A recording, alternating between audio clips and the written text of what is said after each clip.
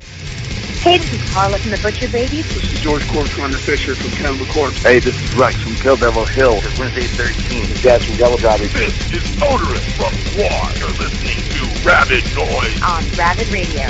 Turn it up.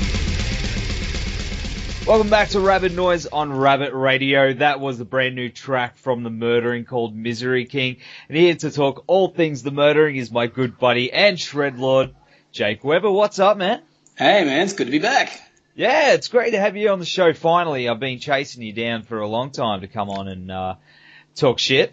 I'm elusive. I'm hard to find. But I tracked you down now. Kind of like The Shadow. That was a good movie. It was a good movie. I love that Underrated. movie. Yeah, Alec Baldwin. You can't go wrong with Alec Baldwin. No, well, yeah. Unless you're his daughter. Oh, yeah, now I'm remembering. Yeah. Had that voicemail where he's yelling and swearing at her. Yeah, he hasn't got the parenting skills, but he's a good actor. We're here to talk about Alec Baldwin, aren't we? I thought we were. We're just about to release, it's your fourth EP. That's right, yep. And it's part of a series, it's just amazing. What's this fourth EP called? The newest one is called Godlike Extreme. That's a brutal name. It's every title we've had so far for the last or the previous three EPs has been a lyric from one of the songs. So I guess that apart from the four pieces of the face that make up this final cover, I guess that kind of keeps the concept going as well. Not all the songs are connected. Some are. But the cover keeps them all connected, I guess. But I guess there's a theme throughout all the EPs as well, which is just overall nastiness. None of it's very positive. But it's awesome, man. Like, I don't know any band that's really done that with the covers, especially. You know what I mean? And you've got Taste the Brain Matter, Pain Redefined, Life Ends, and the new one, right? They're also family-friendly, family-orientated. It's fun for everyone. And it's free. Absolutely. It's all on our Bandcamp, which I'm sure if you just Google The Murdering Bandcamp, it'll all be on there for free. I don't know how much longer we'll do that for because this newest recording was more expensive than the others. But look, it's not like any of us are going into debt or anything like that for it.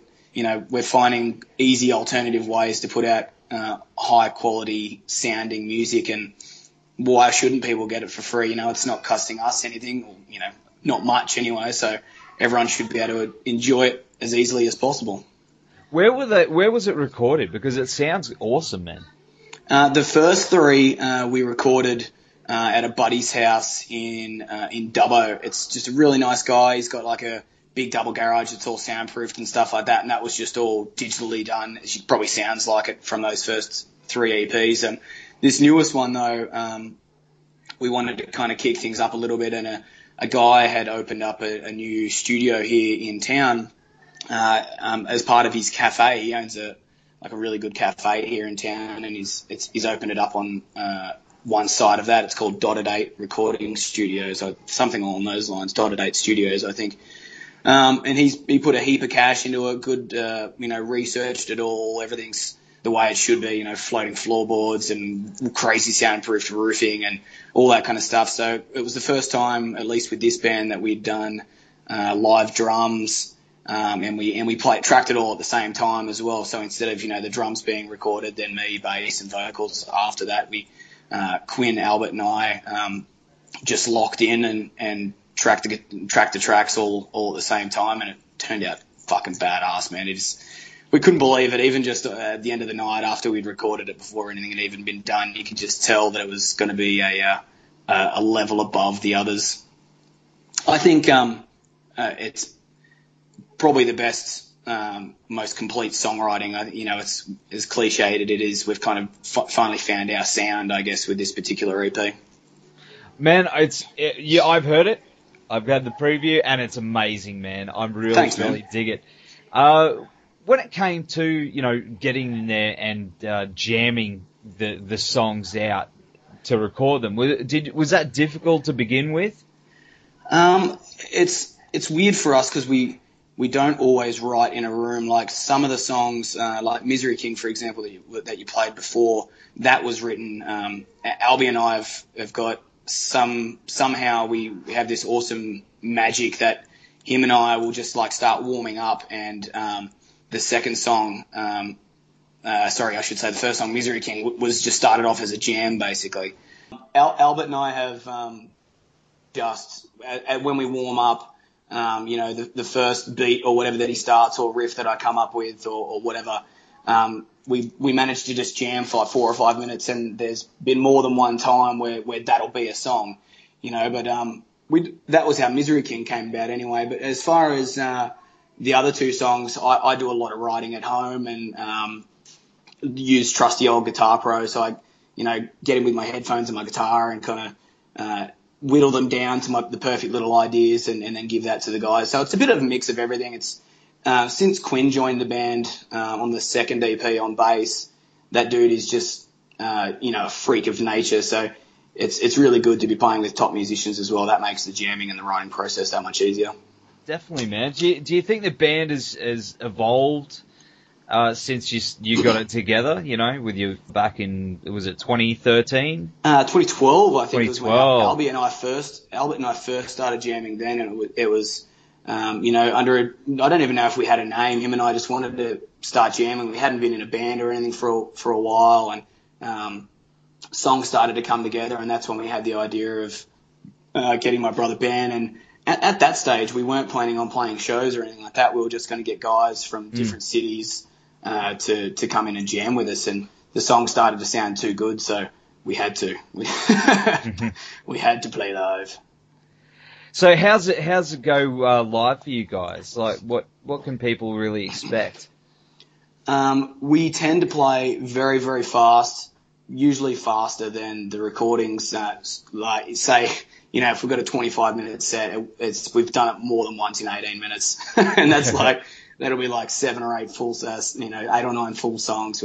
It's just lots of energy. We tend not to muck around in between songs.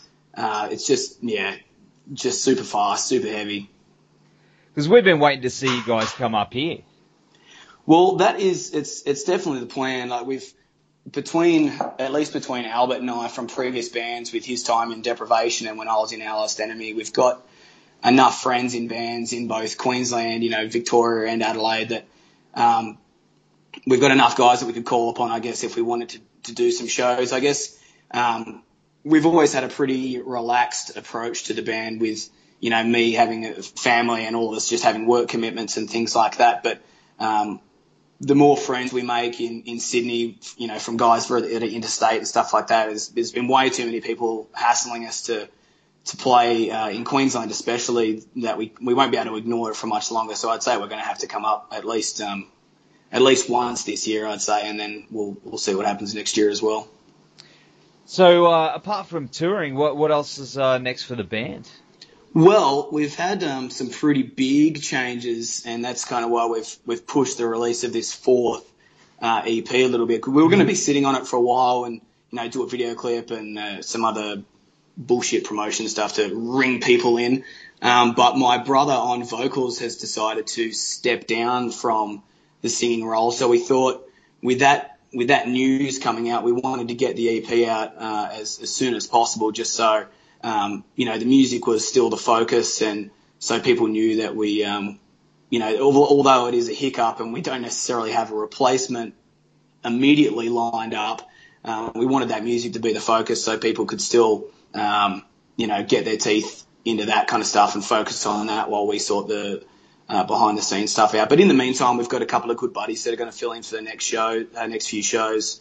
The main one being Joel from Queensland's Lynch Martyr. He's going to be playing our show in Sydney, Billy Fest in July, and basically anything that we have coming up until we find a full-time guy. That Joel will be flying about the country for us and playing.